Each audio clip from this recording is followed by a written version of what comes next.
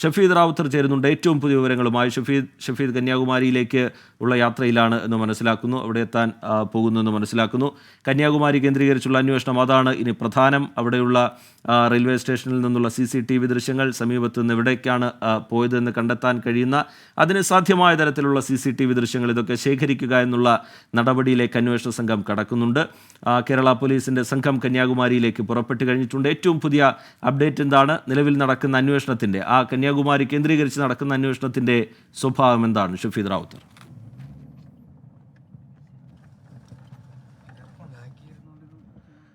നമുക്കിപ്പോൾ ഈ ദൃശ്യങ്ങളിൽ കാണാൻ സാധിക്കും. കേരളത്തിൽ നിന്ന് തമിഴ്നാട്ടിലേക്ക് പോകുന്ന കന്യാകുമാരി സംഘത്തിൻ്റെ വാഹനം, അവർ സഞ്ചരിക്കുന്ന വാഹനമാണ് ഇപ്പോൾ നമ്മുടെ ദൃശ്യങ്ങളിൽ കാണാൻ സാധിക്കുന്നത്. അതിൽ ഏറ്റവും പ്രധാനപ്പെട്ട കാര്യം 5 അംഗ സംഘം, അവരാണ് ഈ കേരള പോലീസിനെ അല്ലെങ്കിൽ തിരുവനന്തപുരം സിറ്റി പോലീസിനെ പ്രതിനിധീകരിച്ചുകൊണ്ട് കന്യാകുമാരിയിലേക്ക് പോകുന്നത്. അവരായിരിക്കും അവിടെ അന്വേഷണം നടത്തുക. നമ്മുടെ പെൺകുട്ടിക്കായിട്ടുള്ള 13 വയസ്സുകാരിയായ പെൺകുട്ടിക്ക് വേണ്ടിയിട്ടുള്ള അന്വേഷണം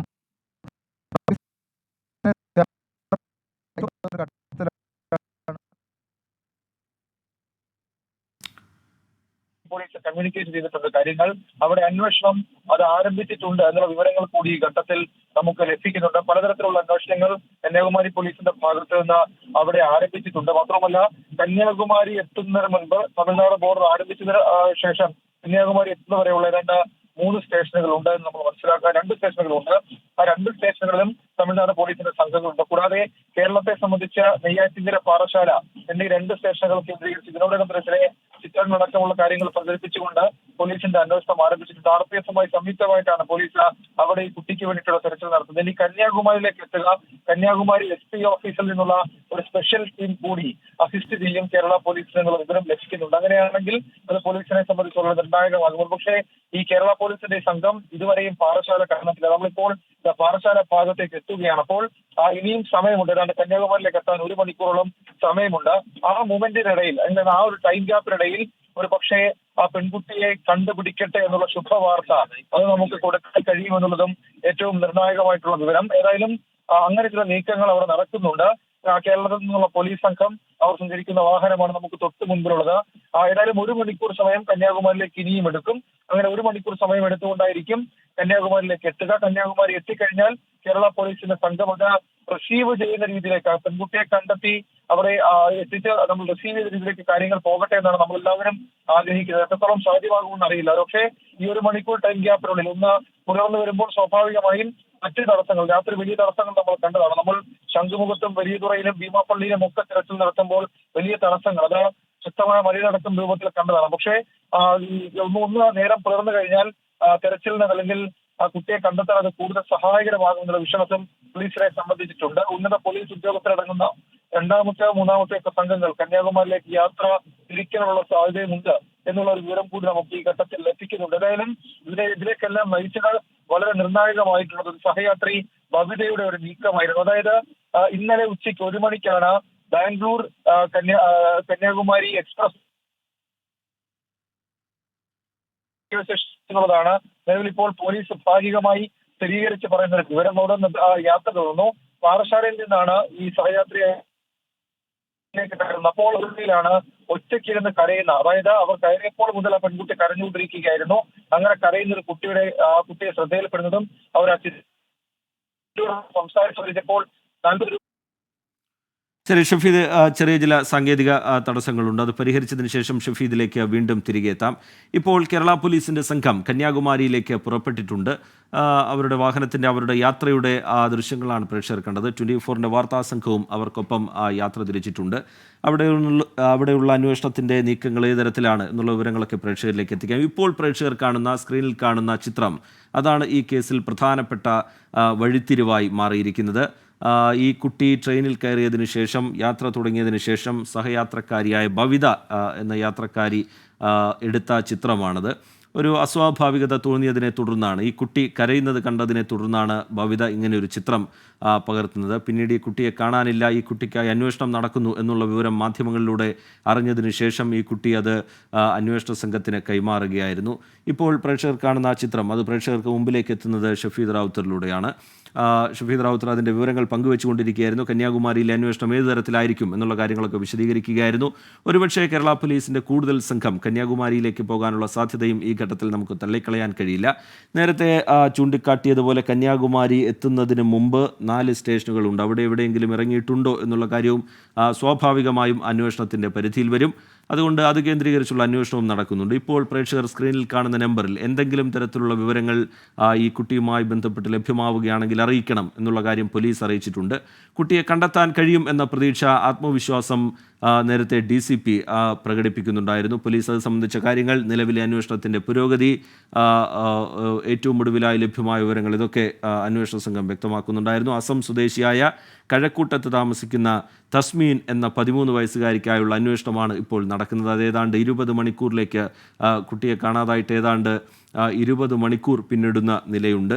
അമ്മയോട് പിണങ്ങിയാണ് ഇന്നലെ രാവിലെ 10 മണിയോടെ പെൺകുട്ടി വീട് വിട്ട് ഇറങ്ങിയത്. CCTV ദൃശ്യങ്ങളുടെ അടിസ്ഥാനത്തിൽ ഈ കുട്ടി എങ്ങോട്ടാണ് പോയത് എന്ന് കണ്ടെത്താനുള്ള ആദ്യ ശ്രമമാണ് അന്വേഷണ സംഘത്തിൻ്റെ ഭാഗത്തു നിന്നുണ്ടായത്. അതിൻ്റെ ഭാഗമായി ഒരുപാട് കേന്ദ്രങ്ങളിൽ നിന്നുള്ള, ഒരുപാട് ഇടങ്ങളിൽ നിന്നുള്ള CCTV ദൃശ്യങ്ങൾ പുറത്തു വന്നിരുന്നു. പിന്നീട് ഈ കുട്ടി തമ്പാനൂർ റെയിൽവേ സ്റ്റേഷനിലേക്ക് എത്തി എന്നുള്ള കാര്യത്തിലൊരു സ്ഥിരീകരണം വരികയായിരുന്നു. പിന്നീട് ആ കുട്ടി ട്രെയിനിൽ കയറിയിട്ടുണ്ട്. അക്കാര്യത്തിലും അന്വേഷണ സംഘത്തിന് പിന്നീട് സ്ഥിരീകരണമുണ്ടായി. ഏത് ഭാഗത്തേക്കാണ് യാത്ര തിരിച്ചത് എന്നുള്ള കാര്യത്തിലും ഒരു വ്യക്തത അന്വേഷണ സംഘത്തിന് വന്നു.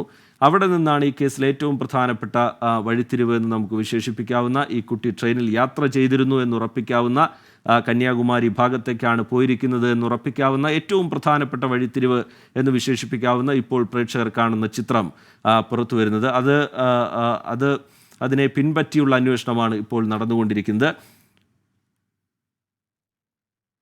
ഹരികൃഷ്ണൻ കൂടി നമുക്കൊപ്പം ചേരുന്നുണ്ട് വിവരങ്ങളുമായി. ഹരികൃഷ്ണൻ, പുതിയ എന്തെങ്കിലും വിവരങ്ങൾ പുറത്തു വരുന്നുണ്ടോ ഹരികൃഷ്ണൻ?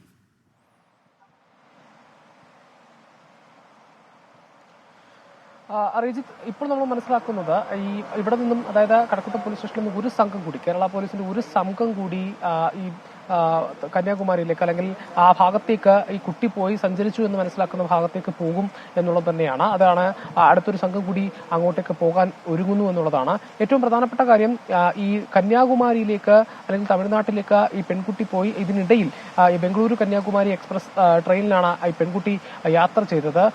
ഈ പാറശാല സ്വദേശിനിയായിട്ടുള്ള ഭവിതയാണ് ഈ കുട്ടിയെ കണ്ടത്. അങ്ങനെ ആ ഫോട്ടോയാണ് ഇതിന് നിർണായകമായത് എന്നുള്ളത് നമുക്കറിയാം. അതിൽ ഏറ്റവും പ്രധാനപ്പെട്ട കാര്യം എന്ന് പറയുന്നത്, ഈ പാറശാല വരെ ഈ പെൺകുട്ടി യാത്ര ചെയ്തതായി പോലീസിന് സ്ഥിരീകരണമുണ്ട്. അതിനുശേഷം എവിടേക്ക് പോയത് എന്നുള്ളതാണ് പോലീസിന് ഏറ്റവും പ്രധാനപ്പെട്ട ഒരു അന്വേഷണമായി നടത്തുന്നത്. അതുകൊണ്ട് തന്നെ ഈ നേരത്തെ റീജിത്ത് സൂചിപ്പിച്ചതുപോലെ തന്നെ ഏതാണ്ട് 4 റെയിൽവേ സ്റ്റേഷനുകൾ ഇതിനിടയിൽ ഉണ്ട് എന്നുള്ളതാണ്. അതായത് തിരുവനന്തപുരത്തിനും ഈ കന്യാകുമാരിക്കും ഇടയിൽ 4 സ്റ്റേഷനുകളുണ്ട്. ഈ 4 റെയിൽവേ സ്റ്റേഷനുകൾ അല്ലെങ്കിൽ അതിന്റെ പരിസര പ്രദേശങ്ങൾ, അതിന്റെ നഗരപ്രദേശങ്ങൾ, മറ്റിടങ്ങളിലേക്ക് ഈ പെൺകുട്ടി എത്തിയിട്ടുണ്ടോ എന്നത് കൂടി അന്വേഷിക്കണം. അതിന് ഈ പോലീസിന്റെ വ്യാപകമായ ഒരു സംവിധാനം, അല്ലെങ്കിൽ അത്ര വിപുലമായ ഒരു സംവിധാനം അതിനു വേണ്ടിയിട്ട് ഉപയോഗിക്കാൻ കൂടി പോലീസ് തയ്യാറാകുന്നുണ്ട് എന്നുള്ളതാണ്. അതായത് ഈ റെയിൽവേ സ്റ്റേഷനുകളിലോ പരിസര പ്രദേശങ്ങളിലോ ഈ പെൺകുട്ടി മറഞ്ഞിരിപ്പുണ്ടോ അല്ലെങ്കിൽ അവിടെ ഉണ്ടോ എന്നുള്ള തരത്തിലുള്ള ഒരു അന്വേഷണം കൂടി ഇതിന്റെ ഭാഗമായി നടത്തുന്നുണ്ട് എന്നുള്ളതാണ്. വലിയ രീതിയിലുള്ള സർവേലൻസ് ഈ പെൺകുട്ടിയെ കണ്ടെത്തുന്നതിന് വേണ്ടിയിട്ട് ഉപയോഗിക്കുന്നു എന്നുള്ളതാണ് നമ്മൾ മനസ്സിലാക്കുന്ന ഏറ്റവും പ്രധാനപ്പെട്ട കാര്യം. പോലീസിന് കൃത്യമായൊരു സൂചന ഇത് സംബന്ധിച്ച് കിട്ടിയിട്ടുണ്ടാവണം എന്നുള്ളത് തന്നെയാണ്. പക്ഷെ അത് അവർ വ്യക്തമാകുന്നില്ല. കാരണം ഈ വ്യക്തമായ തെളിവുകൾ ലഭിച്ചെങ്കിൽ മാത്രമേ ആ തരത്തിലുള്ള കാര്യങ്ങൾ അവർ മാധ്യമങ്ങളോടാണെങ്കിലും പങ്കുവെക്കുകയുള്ളൂ എന്നുള്ളതാണ്. അതുകൊണ്ട് തന്നെ നമ്മൾ പോലീസിനോട് സംസാരിക്കുമ്പോൾ നമുക്ക് മനസ്സിലാക്കുന്നത് അവർക്ക് ഈ പെൺകുട്ടി എവിടെയാണെന്നുള്ള തരത്തിലുള്ള ഒരു സൂചന ലഭിച്ചിട്ടുണ്ട് എന്നുള്ളതാണ്. പക്ഷേ അത് വ്യക്തമാക്കണമെങ്കിൽ കൃത്യമായ തെളിവുകൾ അല്ലെങ്കിൽ സ്ഥിരീകരണം ആവശ്യമാണ് എന്നുള്ളതാണ്. ഏതായാലും ഈ സംഭവത്തിൽ നമ്മൾ നേരത്തെ റിപ്പോർട്ടുകളിൽ സൂചിപ്പിച്ചതുപോലെ തന്നെ ഈ ബബിത എന്ന യാത്രക്കാരി പാറശാല സ്വദേശിനിക്ക് മൊബൈലിലെടുത്ത ഒരു ചിത്രം, അതാണ് ഇതിന് നിർണായകമായത് എന്നുള്ളതാണ് ഏറ്റവും പ്രധാനപ്പെട്ട കാര്യം. ഈ നേരത്തെ തന്നെ നമ്മൾ സൂചിപ്പിച്ചതുപോലെ തന്നെ ഇത്തരത്തിൽ 50 രൂപ മാത്രമാണ് ഈ പെൺകുട്ടിയുടെ കയ്യിൽ ഉണ്ടായിരുന്നു എന്നുള്ളതാണ്. ഈ ബബിതയും അത് സ്ഥിരീകരിക്കുന്നുണ്ട്. 40 രൂപ മാത്രമാണ് ഈ പെൺകുട്ടിയുടെ കയ്യിൽ ഉണ്ടായിരുന്നത് എന്നുള്ളതാണ്. അതുകൊണ്ട് തന്നെ കൂടുതൽ ദൂരം, അതിനപ്പുറത്തേക്കുള്ള ദൂരം സഞ്ചരിക്കാനുള്ള സാധ്യത തള്ളിക്കളയുകയാണ് പോലീസ്. അത് മാത്രവുമല്ല, എങ്കിലും എല്ലാ സാധ്യതകളും, സാധ്യമായ എല്ലാ ഇടങ്ങളും പരിശോധിക്കുന്നുണ്ട്, എല്ലാ പൊതു ഇടങ്ങളും പോലീസ് പരിശോധിക്കുന്നുണ്ട് എന്നുള്ളതാണ്. ഇന്നലെ രാത്രി മുതൽ വ്യാപകമായ തിരച്ചിൽ. ഹരികൃഷ്ണൻ തുടരും.